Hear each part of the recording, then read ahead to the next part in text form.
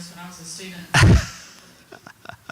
Well, welcome to this dialogue with Arkansas Governor Sarah Huckabee Sanders, also a 2004 Ouachita graduate. We have some people joining us by live stream, and I want to welcome you. We're in the Frank Hickenbotham School of Business. 10 a.m. is one of the busiest times on campus, Governor. A lot of classes going on here, but we have 4 classes that have made this their class session today from the Departments of Business, Communications, Political Science, and History. And I want to say a thank you to Drs. Horton, Root, Reed, and Hauser, and students for participating. We also have students representing the Ouachita Student Foundation, the Student Senate, and the Social Club, the Women of EEE. As a Ouachita student, Governor Sanders was president of the Student Senate and a member of EEE. And then we have colleagues from Administrative Council, Dean's Council, faculty, staff from across campus. And before we begin, I want to say thanks to Dr. Keldon Henley, colleagues across campus, your staff for helping organize today. This class period ends at 10:50 today. And of course, we want students to be on time to the next class, Governor. And you have a busy schedule, and we're all kind of watching the weather for our campus, but if you're the governor of the state of Arkansas today, you're also watching the weather for the state, so we're mindful of that as well.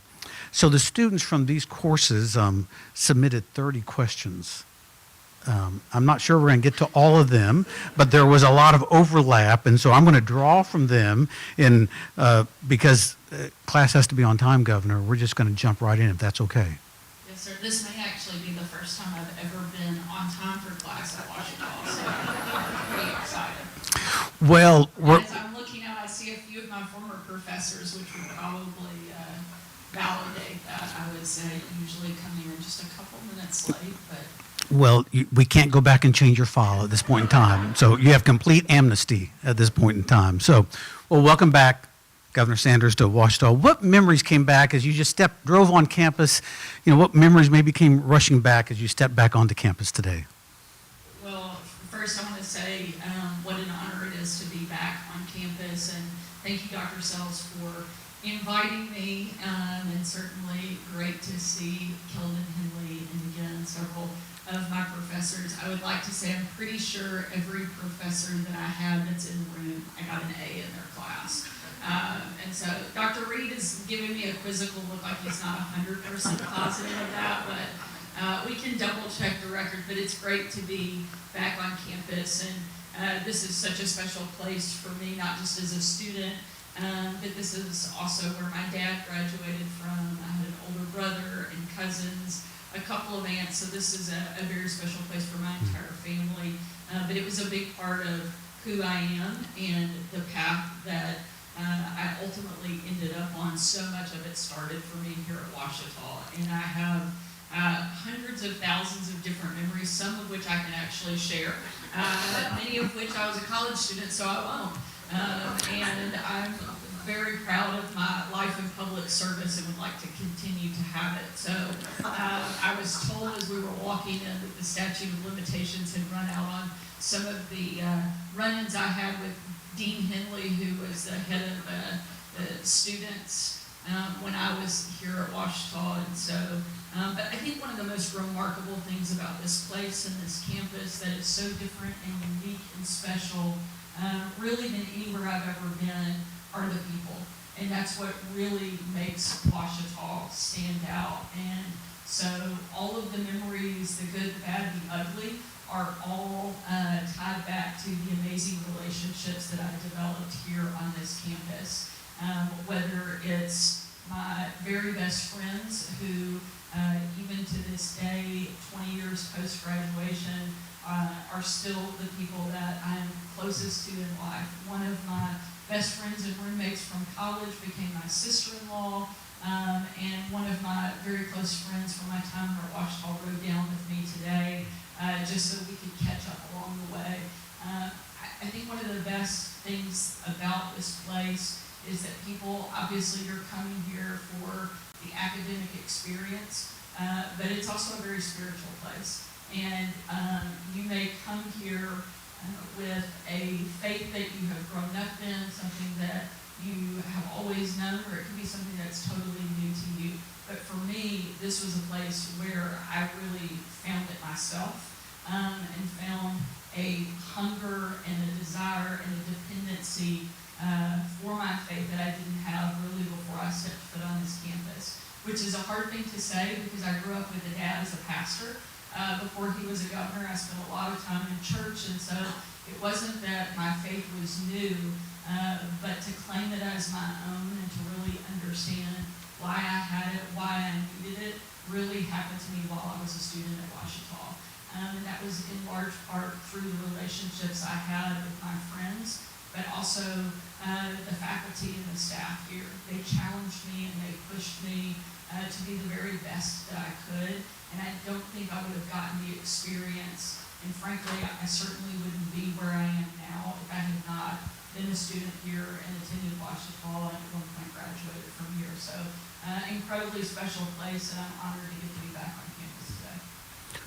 Well, maybe building on that, another question was, what were some of the biggest lessons or a lesson or two, either from inside or outside the classroom, that now 20 years later you say, this has really helped me? Maybe be a little bit more specific. It builds upon the question we just asked you.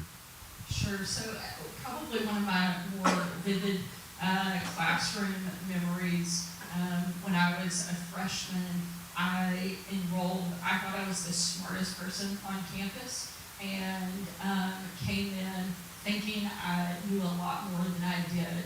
And I was signed up for a more junior or senior level communications class with a professor named Bill Downs. And none of you will have had the opportunity to take a class with Bill Downs, but he's still probably one of the hardest, most difficult people that I've ever encountered, but also one of the most amazing humans that I've ever known. And I came into Dr. Downs' class thinking that I was going to teach him a few things.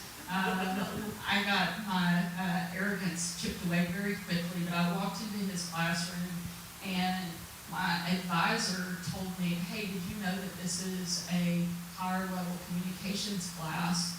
You should probably drop this and take something else. And I told him, no, I've got it. Don't worry about it. So the very first big assignment we had was about a 25 page paper.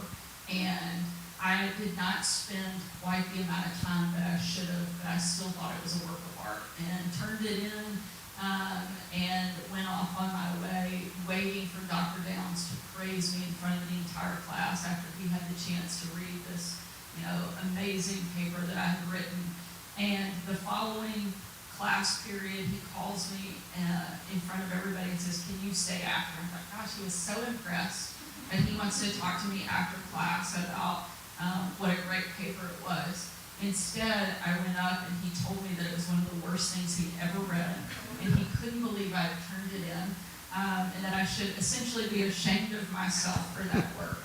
And he said, but I know you're capable of doing better. And he said, I never do this, but I'm going to give you a second chance because I know you have the ability to do something better than what you did. And he gave it back. And after that, I spent hours and hours and hours researching and pouring in. And I turned that paper back in and I got an A, but only because I had a professor who saw something in me and pushed me to go beyond even what I knew and thought I was capable of. And if he hadn't done that, one, I think I could have gone through and made a lot more mistakes for the next 4 years, but it also humbled me in a way that I needed, but pushed me to always do my very best and not settle for anything less than that. And if I hadn't had a professor like Dr. Downs to see that in me and challenge me, I really don't think I would have had the experience that I did, and certainly don't think I would have had quite as productive of an academic time period over the next 4 years. Well, maybe that's an encouragement to students as well, and I certainly hear alumni share those kind of stories. Let's shift gears. Here's with 2 or 3 questions around this subject. What are you doing to make higher education more affordable and accessible in Arkansas? Sure. So education has been the biggest priority that I've had since coming in as governor. I've made no secret that if I have one legacy in terms of policy accomplishments when I'm finished, what I hope is that people will look back and say that I was the education governor. We spent a lot of time in the first and early months of me taking office on K through 12 education. You have to have a good foundation if we want to see people be successful in higher ed. So we spent more than 2 years, even before I got elected, working on crafting, researching a piece of legislation called Arkansas Learns, which really transformed the way that we look at education in the K through 12 space here in Arkansas. But we didn't want to stop there. We wanted to build on the success that we'd had through that. Ken Warden, who's here today, is part of my team and helps run the Division of Higher Education for the state. So if you have any problems or you think something's not going right, it's his fault. If there's anything you like, I did that. Ken, where are you, Ken? Right, okay, right. Yeah. But in all seriousness, we were really part of this session to build, like I said, on that success and worked on legislation called Arkansas Access, which the goal and the concept is to open up a lot more pathways. Obviously, each one of you are sitting here at a great university. We want every student in the state to have access and opportunity. And that's going to look different for everybody. It may not be a 4-year university like Ouachita. It could be a trade or a vocational or a certification right out of high school. Everybody's educational journey is going to look a little different. I'm a mom, I have 3 kids, and even at my own house, I can already tell that each one of my kids is going to need and have a very different path. And so we want to make sure that every single student has the opportunity to find success, and we want them to do that here in our state. So opening up a lot more pathways has been the biggest goal of Access, making that more affordable, providing more scholarships, helping students graduate with more certification, and pushing them again to be their best. So often I feel like instead of raising the bar and helping people meet those expectations, we lower it so that everybody wins. That's not a success story. If we're lowering the bar and not pushing people to be their very best and pushing them to excel, to me that's not a win. That's a watered down victory, and that's not what we want for our students. And so that is the goal, and what we really expect will be the result of Arkansas Access here in the state. And last year you did the Arkansas Challenge Plus, and so we have some students here who got more from Arkansas their first year because of the Arkansas Challenge Plus, that instead of $1,000 they got more than that. And then in this legislation it will help incoming freshmen in the future. That grant goes up from $1,000 to $2,000 a year. And then we've seen the state invest in our nursing program and our cybersecurity program, so we're grateful for that. Maybe extending that a little bit, another question was, what's an area where you think the state can lead the country by example in legislation? I don't know if you want to talk about cell phones or not, or there are other areas that you've championed, but I know that's been one of them, certainly for K through 12, but not for college. Not for college, so Okay. I feel a little more comfortable. And my 7th grade daughter is not sitting on the front row rolling her eyes at me, which is usually the case. Anytime I talk about the cell phone policy, I think there's a lot of places Arkansas has the ability to lead. In fact, the reason I ran for governor is because, frankly, I was frustrated with seeing Arkansas at the bottom in so many places, because I feel confident and know that Arkansas has the ability to lead nationally. And I didn't want to settle for being at the bottom. And I think education is certainly one of the places where we're leading, we're changing things. Our business environment, there are a lot of pieces like that. But on the cell phone policy, one of the things that we have seen taking place, not just in our country, but frankly across the globe, is a massive increase in our anxiety, depression, suicide rates, particularly among young people, particularly among our teens. A lot of that driven by completely unfettered access to social media. It's one of the things that I think, frankly, we have failed an entire generation on, is that we put phones and total open access in their hands without any guardrails, without any understanding of what we were really doing.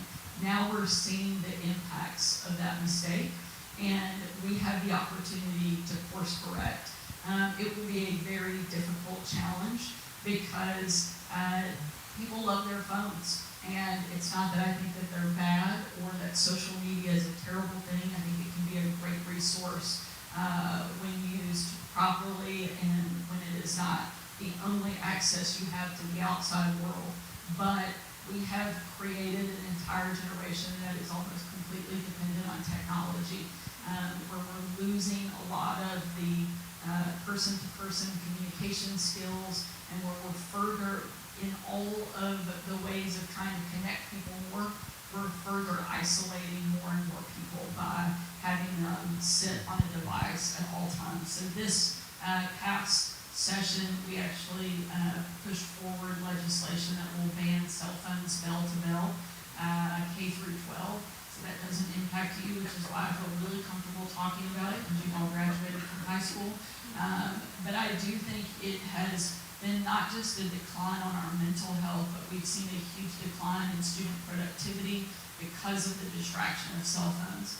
I've now had the opportunity, after we implemented this program in several schools over the course of the last year, we've been tracking the data and the research and seen tremendous results, a 51% reduction in violent and physical aggression at schools that have gone phone-free. We've seen a massive increase in productivity in test scores in schools that have gone phone-free, and a lot less behavioral and drug problems in schools that have gone phone-free.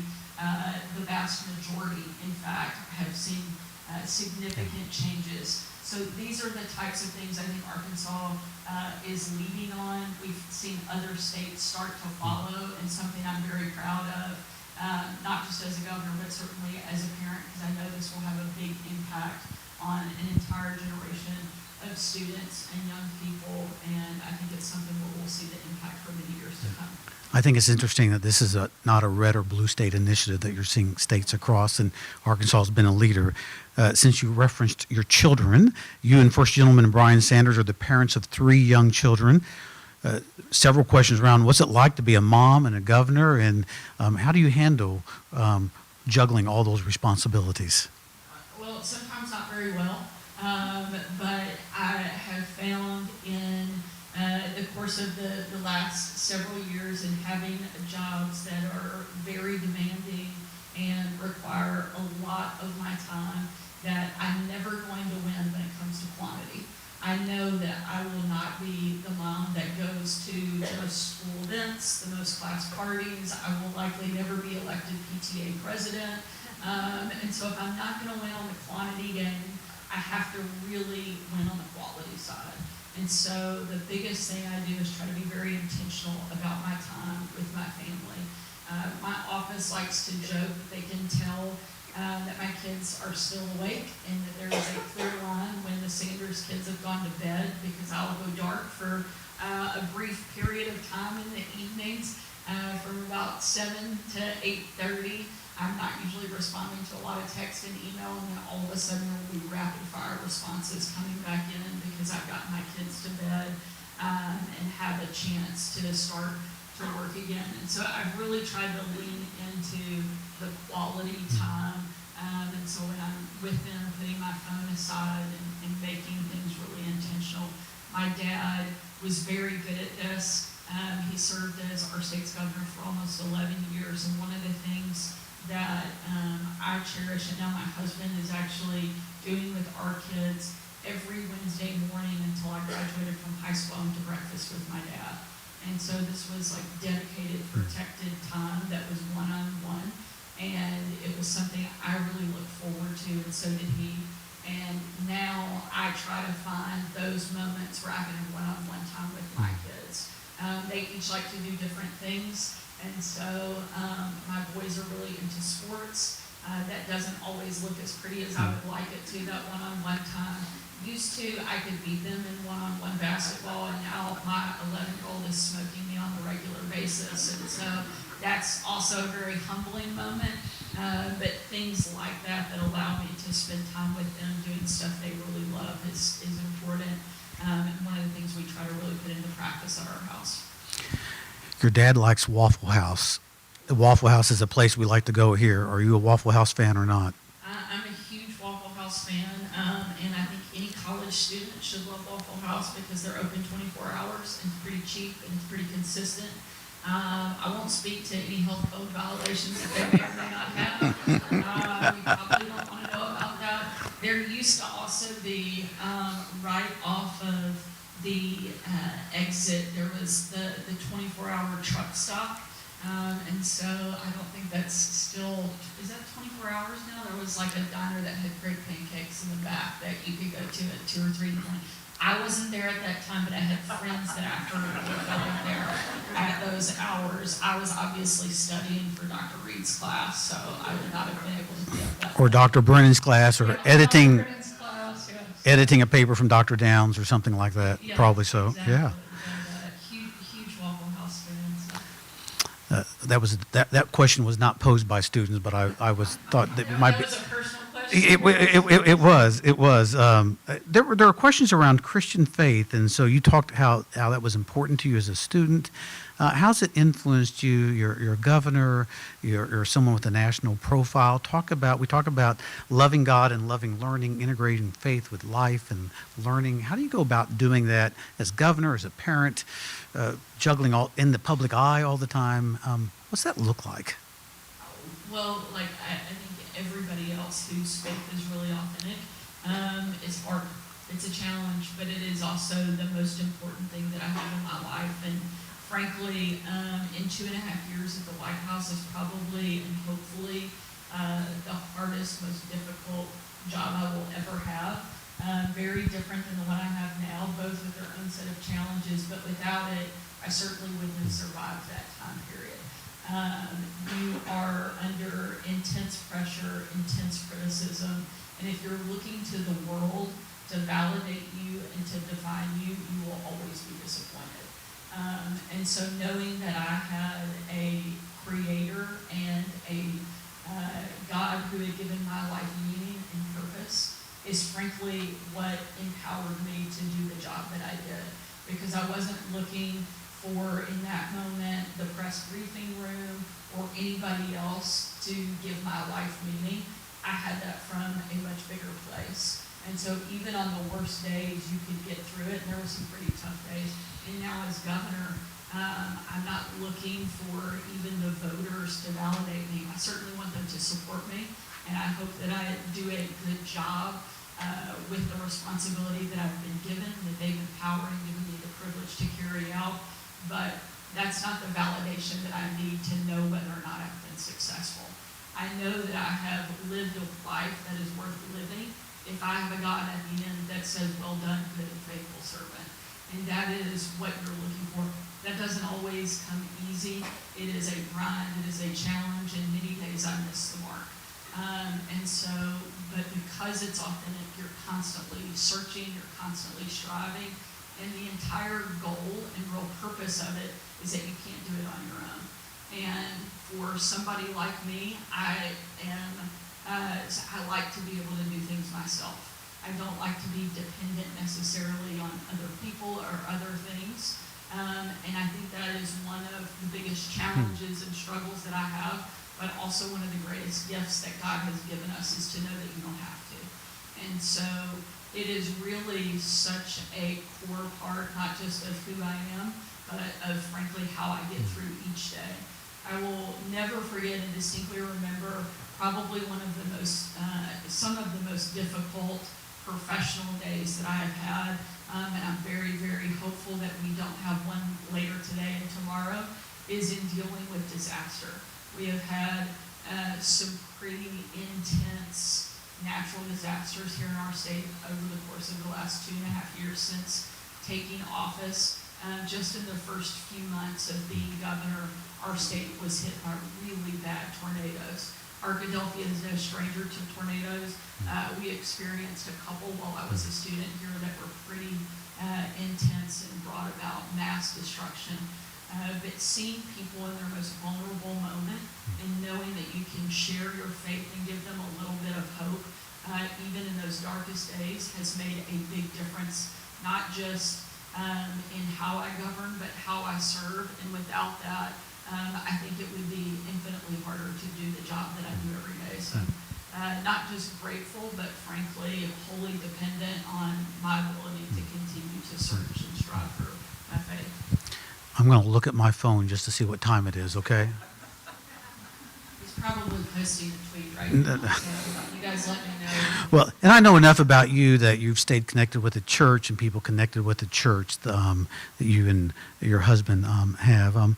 There were questions. You're the first woman governor in the history of Arkansas, and there were 2 or 3 questions about what advice do you have for women as they think about their future, profession, marriage, family, juggling all that. Any insight or advice 20 years later? I'll give the best advice I can.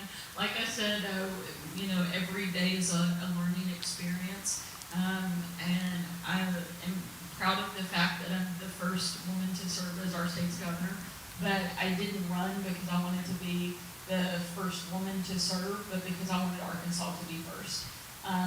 And I don't want people to support me and vote for me because I'm a woman, but because they think I'm the best that there is. And I think that is a good message for women. Don't use that as a crutch, use it as an empowerment, but don't let that be the thing and the only thing that really defines you.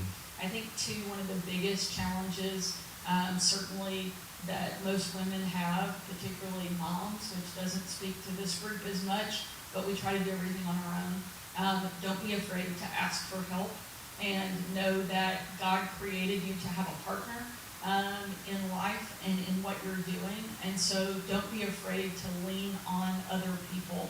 I am so grateful that I have an amazing support system in my husband and my family and my friends, and without that, the challenges in front of me would be infinitely more difficult.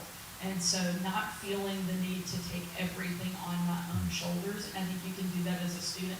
Don't be afraid, look around where you are. There are amazing people all across the Ouachita campus, whether it's your friends or your professors, people that want to encourage you, they want to build you up, let them. Don't be afraid to lean on the people around you that God purposely put in your life for that reason. Thank you. There were several questions about economic development. I noted last week that Arkansas led the country in gross domestic product in the fourth quarter, a higher rate of growth in this state in the fourth quarter than any state in the country. What are you doing? What's happening in Arkansas that's helping us develop that way? And there are people from rural areas ask how Northwest Arkansas is booming, other parts aren't. So talk a little bit about what you're doing. And we have an economics class that is in here as well. What are you doing to champion Arkansas? Really proud of the numbers and the way our state is succeeding right now, and frankly leading on the national stage. This is our second quarter in a row to be number 1 in economic growth, and that is a really big deal for a small state like Arkansas. I think the things that we're focusing on and that our priority list, we're not trying to be all things to all people, but we've identified where do we have the right to win, where can Arkansas be first, and let's really lean into those spaces. And how do we create a better environment for those business sectors to be able to really succeed? Education, I talked about a good bit already, so I won't worry you too much with that. But you're not going to recruit new business or get a company to expand in our state if we can't provide the workforce. And that was one of the biggest questions we had my first 6 months to year in office when we were asking companies to either expand here in our state or bring new business in, was can you provide the skilled, qualified workforce we need? And at that point, the answer honestly was no, we couldn't. But we're building that, and they see that we've made that a priority and that we're working really closely with our city, our county, and our state governments, as well as with the business sector to help build that workforce. That partnership has made a big difference, and it's, I think, been one of the big things that has set us apart with bringing new business into the state, but also creating a good business environment. We've cut taxes 3 times in the last 2.5 years, putting more money back in people's pockets. We've done that on both the personal and the corporate side by allowing companies and individuals to invest more of their money where they see fit. We're seeing a good return on our investment. We're seeing that that makes a business want to relocate here more, especially when our competitors like Texas and Tennessee, who sit on either side of us, have 0 income tax at all.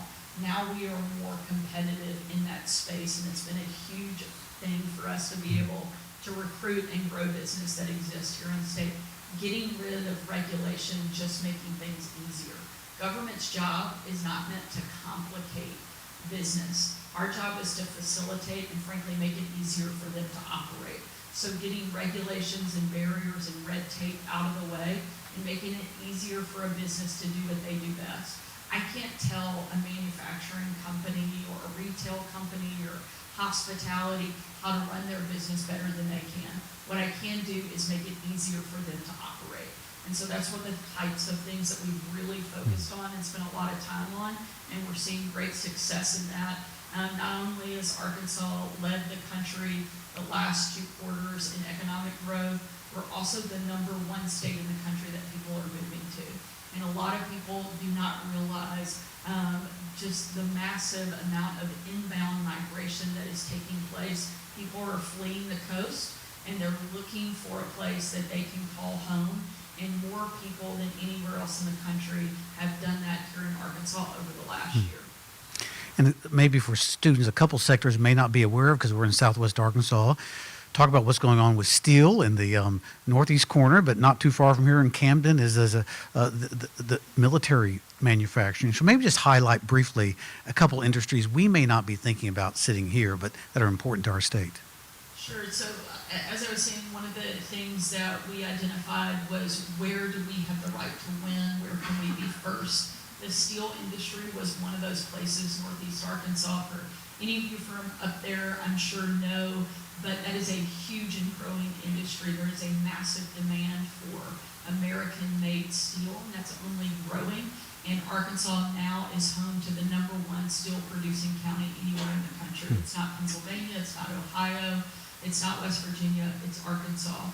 And that is a huge, huge anchor industry that we're able to build a lot on top of. And so we're seeing a tremendous amount of growth in northeast Arkansas because of the steel industry. Camden, Arkansas, and the southern part of our state have some of the biggest names that you will find anywhere in aerospace and defense. That's now our #1 export industry is aerospace and defense. In fact, if you're paying attention to a lot of things that are happening around the world right now, there's a pretty good amount of unrest and chaos in certainly different parts of the world. In the Ukraine and Russia war, the vast majority, about 90% of the rockets that are being shot from Ukraine into Russia are being made and manufactured primarily in Camden, Arkansas. Most people don't know that. They don't realize a lot of the things that are being made and produced here in the state. Lockheed Martin, General Dynamics, Raphael, Raytheon are all companies that have a big presence in South Arkansas. There's a thing called the Iron Dome that protects the country of Israel, and it's a missile defense system, and America has contracted to create their own version of the Iron Dome, and that is actually being made and manufactured primarily in South Arkansas. It's called Sky Hunter, and it is a very sophisticated, one-of-a-kind program. And so those are some of the types of things that we're doing and making here in the state, and a great success story that's only continuing to grow. I think every area of Arkansas has its own kind of unique thing that they have the ability to be first in. And so we're really trying to identify what that is, help build that workforce, help expand those opportunities, and give every part of Arkansas a big success story. So it's not just Northwest Arkansas, but all of Arkansas is moving forward. Thank you. I'm going to start wrapping up. Maybe 2 questions that relate to family. You're also the first father-daughter combination to be governor. So what's it like to have a father who was the governor of Arkansas as well? It's actually pretty intimidating. I'm very biased, but I don't think there is any better communicator or frankly better person than my dad. And so to have to follow in his footsteps can be pretty challenging. He set the bar extremely high. In fact, after having a dad who is one of the longest serving governors in our state's history, every small town or city that I go to in the state of Arkansas, people have a memory and a story about my dad. And I was like, your dad's the most amazing human I've ever met. We love your dad. He's a great communicator. You sing fine. And so it can be a little bit intimidating to follow in his footsteps, but I tell him all the time, I think he's the best governor our state's ever had. I think he's one of the best governors that has ever served in our country, but I'm working really hard to take that title away from him. And there's nobody that supports me more and is championing me bigger than my dad to take on that role. And right now, I'm really excited to see him serve in a new capacity. He was nominated, and I think his vote is actually taking place right now in the Senate committee to be confirmed as the next ambassador to Israel. And so just a really remarkable story. But if I can take one more minute, I think the best picture I can paint of what it's like to have a dad who was governor, I lean on him a lot as a resource because he's one of the few people I can pick up the phone who has sat in the seat where I have and made those decisions. And so during the very first legislative session that I ever had, it was pretty challenging. The first couple of weeks, I thought I would come in and I would have these great ideas and everybody would support it and we would just push it through because we'd all been saying we wanted to do these same things. It didn't go quite as smoothly as I hoped those first few days. So I called my dad and I was like, Dad, you know how you always talk about how being governor is the best job in the world? You've never done anything that is quite as great and rewarding as being governor. And he's like, yeah. And I was like, when exactly will that start? And my dad kind of laughed and he said, well, sir, to be honest with you, you haven't done anything yet. And I was thinking, Dad, I called you for encouragement, not to further put me down. And he said, let me explain. He said, at some point here in a few months, you're going to be finished with this session. You will have passed education reform, you will have passed tax cuts, and you're going to be out at a moment when you don't expect it. You're going to be in the grocery store, at one of your kids' baseball games, or a gas station, or somewhere else. And there's going to be a parent that comes up to you and tells you that because of the work you're doing, their child is now in a school where they're thriving instead of struggling. That because of the work that you're doing, they can actually afford the groceries that are in their cart, when before they were really struggling to make ends meet. He said, when you have a moment like that, and you get to see the impact that you have on people's day-to-day life, because that's when you know and you get to understand what's the best job in the world. And you fast forward to where we are now, and it's pretty rare that I get to go into any community, big or small, in Arkansas, and not hear about things that are a little bit better for people in our state. And that's why I do this. It's the best lesson that my dad probably could have taught me in terms of serving in this capacity. And so it's what we strive to, but it can be extremely intimidating to follow somebody with what I think is a pretty remarkable success rate. And I'm hoping to build on the foundation that he laid and ultimately be the best governor that Arkansas has ever had. Last question. It's the question that's on everyone's mind. You've come to Tiger Tunes your first 2 years as governor.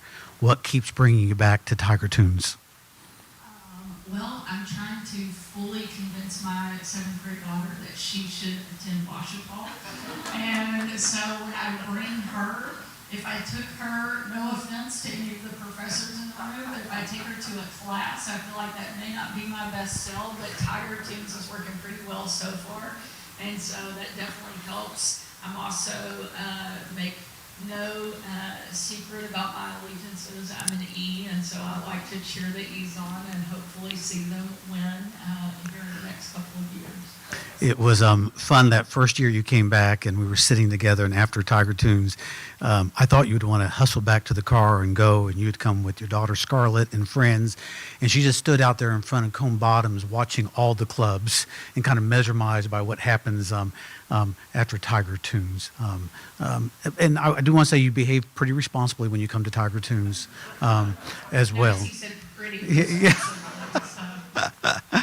Well, we want to wrap this up. We do have a class session beginning, and you've got some other things you have to do. Let me just make a couple closing comments. Before I do that, anything in closing you want to say, Governor? I would just say, first, thank you again for letting me have the opportunity to come back to campus, but enjoy your time.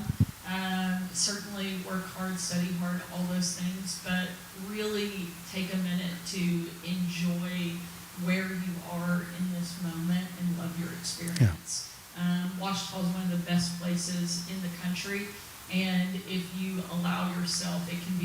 life-changing. So don't waste a minute while you're here, and make really good friends, because 20 years from now, those are going to be the people that are probably still in your life. So make good choices, good decisions, but enjoy your time here on campus, because it's a great experience. Well, I want to thank faculty and staff, and especially students, again, for participating. And I'm going to take a moment and just offer a prayer for our state and decisions. And we've got people across this state who are thinking about weather. So let me do that, then I'll make one closing word. So let's just pause for a moment. Father, we do pray for protection on our state and this part of the country as we watch what's happening. Protect people and lives and homes and property. Give public safety officials and people like the governor wisdom this day as they make decisions and help prepare. We ask this in the name of Jesus. Amen. Thank you again, students, faculty, and staff. Thank you, Governor Sanders. Glad to have you back at your alma mater. Join me in thanking our governor, and thank you, students.